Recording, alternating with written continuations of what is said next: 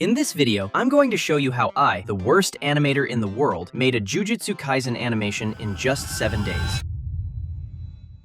The first step of making an animation is deciding what to animate, so I chose a part of the fight between Satoru and Sukuna. More specifically, the moment when Gojo lands a black flash on Sukuna. To be honest, I would love to animate their entire fight, but that would take way too long. It would probably take me months to finish everything, but maybe I'll do it if this video performs well. Who knows? Anyway, with the panels chosen, I started working on the cuts. This time I did things differently. I didn't make the storyboard first and then animate. Instead, I went straight into sketching inside the animation software. Before starting, I picked some Sukuna and Gojo model sheets to help me stay consistent with their designs. That way, their faces wouldn't look different in every cut, keeping the animation more consistent. After choosing the references, I started working on the first cut. I didn't actually animate anything in this one because both characters were just standing face to face. So I only drew Sukuna and then drew the crown-like structure above his head. And drawing that thing was really difficult. It kept coming out crooked. After that, I drew Satoru standing in front of Sukuna. I even considered animating him, but I thought it would be better to keep both characters still and only move the camera so the shot wouldn't feel too static. Once the drawing was finished, I started coloring everything. This time, I decided to add the colors right away instead of leaving them for the end like I usually do. I tried a different approach to the shadows to make everything look more natural, and it actually turned out pretty good.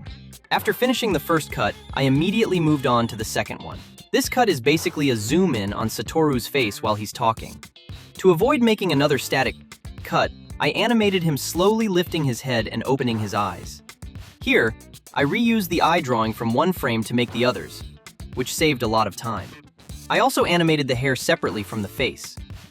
Once the animation was done, I started adding shadows to both the hair and the face. I painted the eyes separately, all on a single layer, to make it more detailed since his eyes are extremely well drawn in the anime. The eye painting I made for Gojo didn't look exactly like the anime version, but it still turned out pretty well.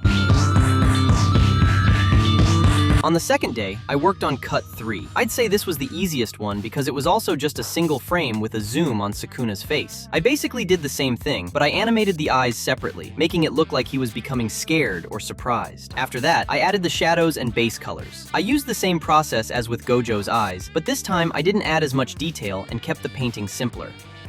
Cut 4 doesn't exist exactly like this in the manga. In that panel, the impact of red hitting Sukuna is much stronger, and this is where I made a mistake. I should have added more impact. Instead, I only showed him turning and trying to dodge before getting hit. After animating it, I added the shadows and base colors and fixed a few painting mistakes. Overall, I think this cut turned out pretty good. Aside from feeling a little stiff, Sukuna's facial expression ended up looking really funny. On the third day, I worked on cut 5. It's a continuation of the previous one, but from Gojo's perspective. Here, I animated Sukuna taking the impact of red and then falling. This one actually turned out smoother than the previous cut. As for Satoru, I animated him getting ready before starting to run. Then I colored Sukuna, starting with the shadows. For Gojo, I followed the same process. Shadows first, then the base colors. I only managed to finish this cut on the 4th day because I didn't have much time. On the 4th day, after finishing the previous cut, I worked on cut 6, which I eventually merged with cut 5. Without realizing it, I used almost the exact same camera angle as the previous cut. I didn't notice it while animating. In this part, I animated Satoru running. I only made 3 drawings for the run cycle, which was a mistake. I should have made more and looked for a reference. I animated everything from memory, even though I barely know how to animate running. The result ended up being hilarious. It honestly looks like he's running to the bathroom. On the 5th day, I worked on cut 7. This one turned out to be my favorite because I used a reference from the actual Jujutsu Kaisen anime. Basically, I animated a continuation of Gojo's run from a different angle. Then I animated him preparing to throw the punch, with several frames where he moves closer to the camera, then farther away, and finally closer again. After finishing the animation, I added the shadows frame by frame and then painted the base colors. This cut had the most frames and was also the smoothest one. Now there was only one cut left. This is the big moment where the black flash happens. First, I sketched both characters together. However, I didn't like how Sukuna looked, so I redrew him on a separate layer. After the sketch, I made the final drawing. First Gojo, drawing his entire body. Then I animated his hair and pants separately so they would move with the wind. After finishing Gojo, I did the same for Sukuna. I drew his body, animated his pants, hair, and arms moving up and down to make the cut feel more impactful. Then I added the colors, marked the shadows for both characters, and finished everything with the final colors. On the 6th day, I started looking for a way to create the background. Well, my backgrounds are true works of art, worthy of being displayed in a museum. But there was a problem. The basic background drawings I made looked terrible. So I decided to do what some professional studios do.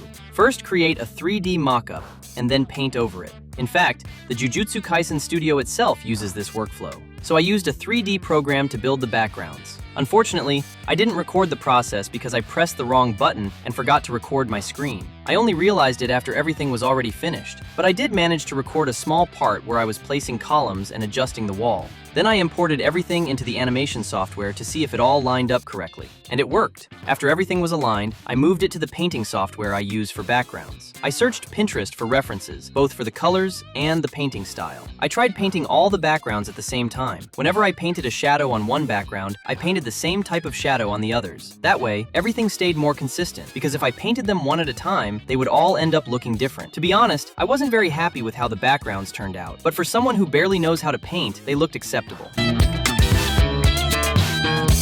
I finished everything on the 7th day. Then I placed the backgrounds into each cut and started adding highlights and shadows. I also worked on the compositing. In the first cut, I added camera movement to avoid making it feel too static. I did the same thing in the second and third cuts. In the fourth cut, as I mentioned earlier, I merged it with cut 5 and also created the effect of red hitting and then disappearing. Then I worked on the camera movement during Gojo's run. To create the running sequence, I placed a stationary camera behind Sukuna and only moved the background and Sukuna while zooming in. It actually worked pretty well as a trick. Was it a lazy method? Absolutely, but it got the job done. Then I created the background for the part where Gojo prepares to throw the punch. I started with a solid color representing the ground, then added a small gradient and some speed lines. After that, I reused one of the backgrounds, but mirrored it to make it look different. I also added the cursed energy effect. In that section, I created the black flash effect as well. I'm not exactly sure what those frames are called, but I think they're impact frames. I used a reference to create the effect. In the final cut, I animated the lightning changing shape multiple times. I also added another impact frame. It looked kind of ugly, but it made the cut feel more impactful. For the lightning, I added a red glow around it and applied some blur to improve the effect. And with that, the animation was finally finished. Afterward, I moved everything into my editing software. I added sound effects, camera movements, and other details to make everything feel more impactful. I also added some music and visual effects to make the video more entertaining. And finally, I made a few visual adjustments to make everything look better. After doing all that, I had finally finished. And before I show you the final result, make sure to leave a like. Subscribe to the channel, because making something like this takes a ridiculous amount of work. Share this video with someone who loves Jujutsu Kaisen. And that's it. See you in the next video. Thanks.